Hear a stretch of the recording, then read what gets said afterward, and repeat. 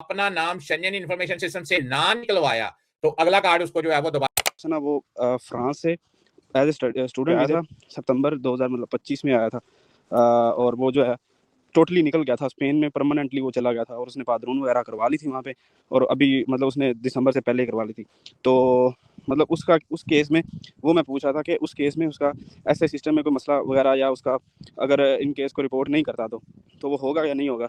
उसके अलावा अगर एज ए स्टूडेंट मेरे लिए कौन सा ऑप्शन बेहतर है, पादरून वाला ऑप्शन, क्योंकि इसमें आपको पता है एट द एंड जो है वर्क परमिट भी चाहिए होगा 2 साल बाद, या फिर आर्टिकल 92 पुर्तगाल में, वो बेहतर है। और मैं अभी फ्रांस में मास्टर कर रहा हूँ, M1 है मेरा, और इलेक्ट्रिकल इंजीनियरिंग में कर रहा हूँ मैं सर। देखें, ये आपने पदरोन करवानी है या आपने आर्टिकल 92 करवाना है, ये आपके फ्यूचर प्लान पे डिपेंड करता है कि आपने फ्यूचर प्लान क्या है आपका। मेरे हिसाब से दोनों आपको करवा लेनी चाहिए। आर्टिकल 92 में भी आपको करवा लेना चाहिए, वहां पे पदरोन भी करवा लेनी चाहिए, जैसा कि हम हर एक बंदे को कहते हैं।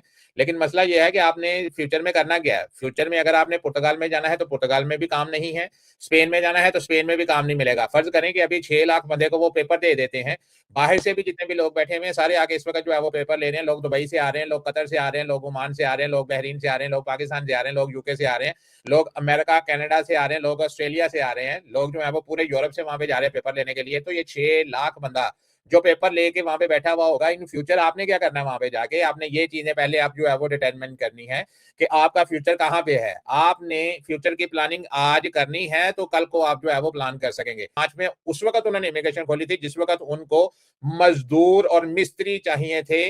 स्पेन में कंस्ट्रक्शन का बूम आया था तो उस वक्त उन्होंने दोबारा इमिग्रेशन खोली थी 2005 में मजदूर इकट्ठे करने के लिए।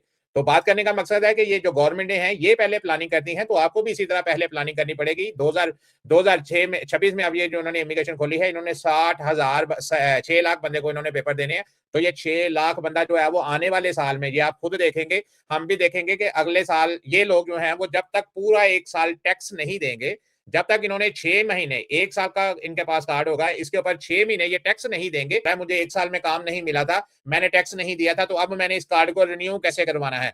तो ये चीजें होती हैं जब बंदा बगैर सोचे समझे। अब कभी से वीडियो बना रहा हूं, आज 3 फरवरी 2026 है, अभी लोगों को पेपर नहीं मिले। अभी लोग जो दूसरे मुल्कों से काम छोड़ के, अमेरिका से, ऑस्ट्रेलिया से, आज मुझे बात, मेरे साथ सुबह एक कॉल हो रही थी, वो ऑस्ट्रेलिया से छोड़ के यूरोप आने के लिए तैयार है कि मैंने जो है वो वहां पे पदरोन करवाई हुई है, मैं जाके वहां पे पक्के पेपर ले लूं। हालांकि ऑस्ट्रेलिया में उसके पास जो है वो ट्रेड कोर्स कर रहा है।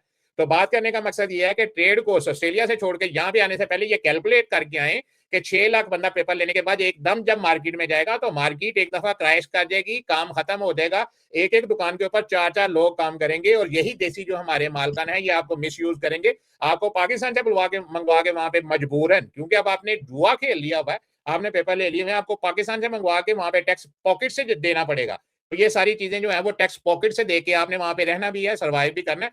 पेपरों को रनिंग में रखते हुए आपको जब टैक्स देना पड़ेगा तो आपको फिर उस वक्त जो है वो ये अनायतुल्लाह की बातें जो है वो याद आएंगी, जो मैं आज 23 फरवरी को आपको जो है वो समझाने की बात कर रहा हूँ। तो इसलिए जो भी करना है सोच समझ के करना है कि भाई मैं वहां पे जाके जो पेपर लेने हैं, मैंने जिस भी मुल्क में पेपर लेने हैं, मैंने आगे क्या करना है। मैं हमेशा से कहता हूं, अगर आपने पैसे कमाने हैं, नेशनैलिटी जल्दी लेनी है, तो सिर्फ एक मुल्क है जर्मनी, और जर्मनी में आने की तैयारी करें कि आप कैसे आ सकते हैं। जो एक आपने अपने दोस्त की बात की है कि वो आपका दोस्त जो है वो फ्रांस में पढ़ने के लिए आया था और वो जो है वो यूनिवर्सिटी में नहीं गया और वो डायरेक्ट जो है वो स्पेन में चले गया, तो अब उसका नाम जो है वो शेंजन इंफॉर्मेशन सिस्टम में आ सकता है कि नहीं आ सकता। पॉसिबिलिटी है कि आ सकता है, लेकिन मैं फिर बात कर रहा हूं कि यूनिवर्सिटी ने अगर कंप्लेन कर भी दी हुई और उसका नाम जो है वो शेंजन इंफॉर्मेशन सिस्टम में डल भी गया हुआ तो फिर भी आपको पेपर मिलने के जो चांसेस हैं वो 70 to 80% है। तो पेपर लेने के फौरन बाद पाकिस्तान में जाए, जिस मुल्क ने आपका नाम शेंजन इंफॉर्मेशन सिस्टम में डाला हुआ है उसकी एम्बेसी में जाए, वहां पे जाकर रिपोर्ट बैक करें, वहां से रिपोर्ट बैक जो है वो मिनिस्ट्री ऑफ फॉरेन अफेयर को, उस मुल्क की मिनिस्ट्री ऑफ फॉरेन अफेयर को सेंड करें, वो आपका नाम शेंजन इंफॉर्मेशन सिस्टम में